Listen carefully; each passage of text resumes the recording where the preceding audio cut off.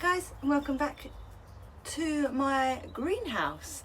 I am in the greenhouse today. It's very nice and warm in here, although it is in the evening. I'm just looking at the thermometer. It's currently 18 degrees in here. It has been shut up all day, so there's a bit of condensation in here, but it's nice and warm. The coldest it's been over the last few days is 3.2, so we're starting to get out of that worrying about it being frosty overnight, hopefully. So we're hoping we can start putting some bits outside soon. Our last frost date is actually the end of April, beginning of May, so we are in that now, so fingers crossed that is it. As you can see from the title of the video, I'm going to be doing part of the Liz Zorab collaboration. So she's sort of collabed or tagged anyone that wants to have a go at doing this video, so I thought I would. So it's, if you could only grow 10 things, what would those 10 things be? So I thought it was quite an interesting video, and I've watched a few different people do this video, and it's quite interesting to see what they would grow. So I started off quite easily, like, yeah, definitely. Then I was like, right, okay, so if I could only grow that, what would be the best thing to grow? So I thought about, like, trying to make a meal. So what would I grow to make a meal? I think about the taste, how easy they are to grow, the cost they are in the supermarket. And to be honest, this is what we think about a lot when we are deciding what to grow anyway. And then we just have the things that we just like to grow, and the things that I always like to grow, try and grow something a little bit different. So yeah, so I'll just jump in and tell you my 10 things. So top of that list is squash. I absolutely love growing squash for several reasons. Is one, they're pretty easy to grow. Two, they taste amazing. I tend to roast them, or you can make soup. I like to grow different types of squash that you don't normally get in the supermarket. You tend to just get butternut squash, which is lovely, don't get me wrong, but I like to grow all the different ones as well. So that's why I like to grow them as well, because I like to grow the different varieties that you just can't buy in the shop. There are some farm shops actually now that do sell different types of squash, but I like to grow my own. So number 2 are beans. So I've sort of put them all together. Obviously you get lots of different beans. You get runner beans, there's French beans. I like to grow beans. First of all, I like growing runner beans. I like to eat them straight off the plant, raw. They taste amazing. I also like to grow sort of cannellini, ballotti, haricot beans. So you can either eat them straight off, like in the pod, and eat them like that, like a French bean, or you can dry them, pod them, dry them, and store the beans as well. So we eat a plant-based diet, so actually we need beans as part of our diet. So that's why I like to grow the different types of beans. They don't take up huge amounts of space because they tend to grow upwards.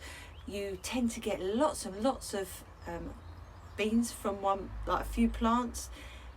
So yeah, why would you not want to grow beans? Tomatoes.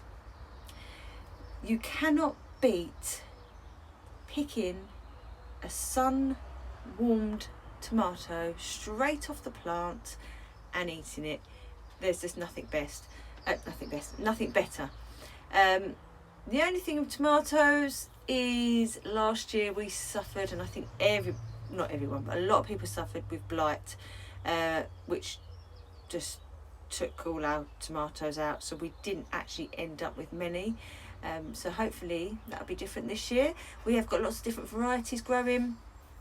I can't remember them all, but there'll be some Garden's Delight, some Tumbling Tom, some Tigerella, some Roma, some Moneymaker, some Honeycomb, some Black Russian, loads. So we've got from small cherry tomatoes to the big beef, well, probably not the big beefsteak, but medium beefsteak. And yeah, you just can't beat that taste. And actually they can be quite expensive in the shop if you buy the ones up on the vine, maybe organic ones. So yeah, you save a bit of money as well. My next one, so number 4, is potatoes. I don't know why I said it like that. Potatoes. Yeah, you do need quite a bit of space to grow potatoes. Well, actually, no, you don't. We grow a lot of them in big tubs. I haven't got one here. So like in big sort of 30-litre tubs.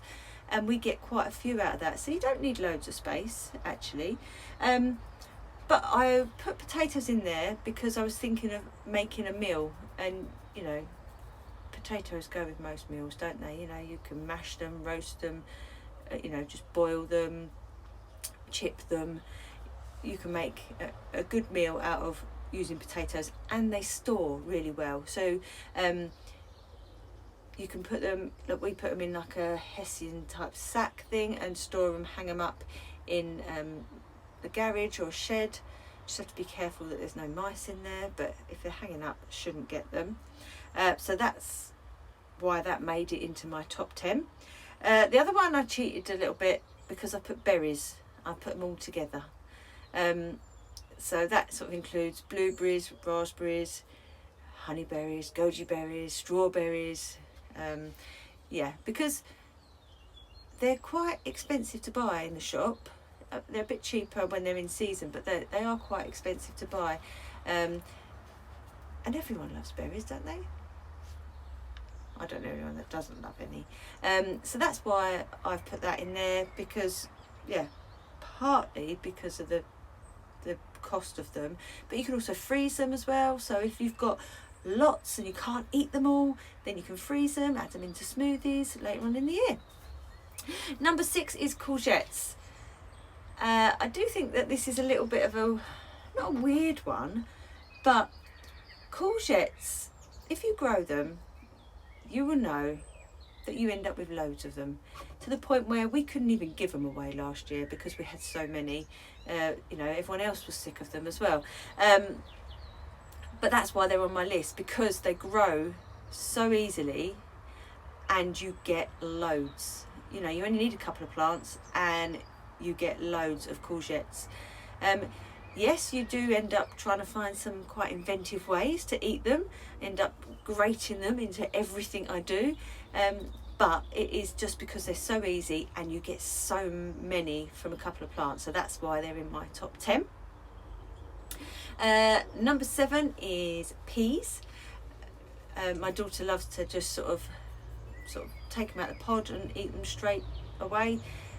We grow podding peas, so peas to take out of the pod, and also sugar snap peas that you eat straight, like in the pod. So again, these are a bit like beans. Could have categorised them with that, but I haven't. They grow up, so again, you get quite a lot from a small space of sort of land, really. You can grow them in pots as well. You can get dwarf ones, so they don't grow up so high. And if you sow them like every couple of weeks or something or so, you will get a continuous sort of stream of peas. So I've got some here so we've got some outside starting to flower already. We've already started off some more. So these are the sugar snap peas. So these are the sugar Ann. And then what we would do, we will start another lot off soon, so that we have a continuous sort of stream of peas. And that's something that we've learned over the last couple of years, because we always say we're going to do it and then we don't. But Mum's been really actually spot on it with the sowing of the peas this year. The next one is another cheat. I put herbs, so I put them all into one. And the reason I picked herbs, I was thinking again in terms of making a meal. You know, it adds a lot of flavour to a meal.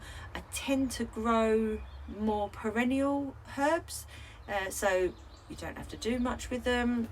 So I have rosemary, lavender, chives, mint, loads of different types of mint, like thyme, sage.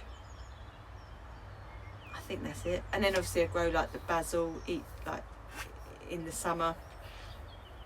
But yeah, that's why I've put herbs in. They're also sometimes if you're doing like a weekly shop and you like do a meal plan, for example, and you've done on a Thursday a certain meal, but your shopping comes on a Monday, sometimes they're no good by Thursday, the herbs. But if you're growing them yourself, you can just go out, cut them when you need them, take what you need, and it's there ready. So that's another reason why I love growing my own herbs, and that's why it's made it onto my top 10. Next is, so number 9 is sort of lettuce, and I'm putting lettuce and rocket and spinach all in the same category because they're all leafy. You can grow some salad lettuce leaves all year round. I do struggle a little bit with the slugs that like to eat them before I get to them, but we eat quite a lot of salad. As I said before, we eat a plant-based diet, so salad is quite a big part of our diet, especially in the summer. It tends to just go with everything, not quite everything, but you know, so salad is a really good one. And again, if you're buying like salad, like lettuce leaves, it can be quite expensive, so we'll, you know, spend, what is it, like £1.20 on a bag of salad from the supermarket. Well, that's one meal. Well, not a whole meal either, that will go in one meal is what I mean.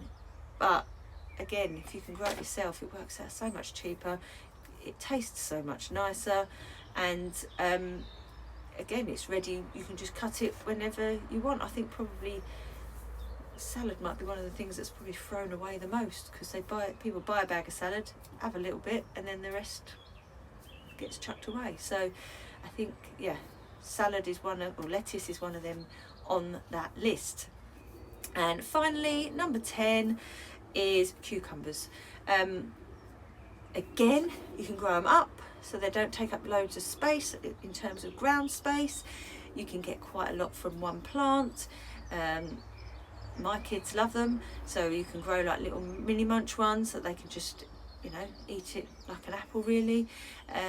Goes in your sandwiches, goes in with your salad, and they just taste a lot better, and they don't come in that stupid bit of plastic that is really, really pointless on a cucumber. It really drives me mad. I don't see why a cucumber needs to be covered in plastic, but it is. So grow it yourself, and you don't need to have that bit of plastic. So that's my, if I could only grow 10 things, they are the 10 things I would grow. And if I probably think about it a little bit more, I could probably change it.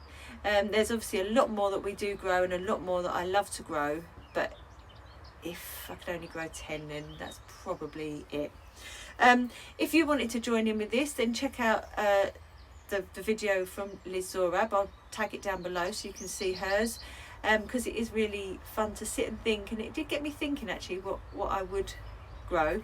So yeah, have a go yourself, and if you don't make videos, then just comment down below, let me know the 10 things that you would grow, and I will see you all in the next video.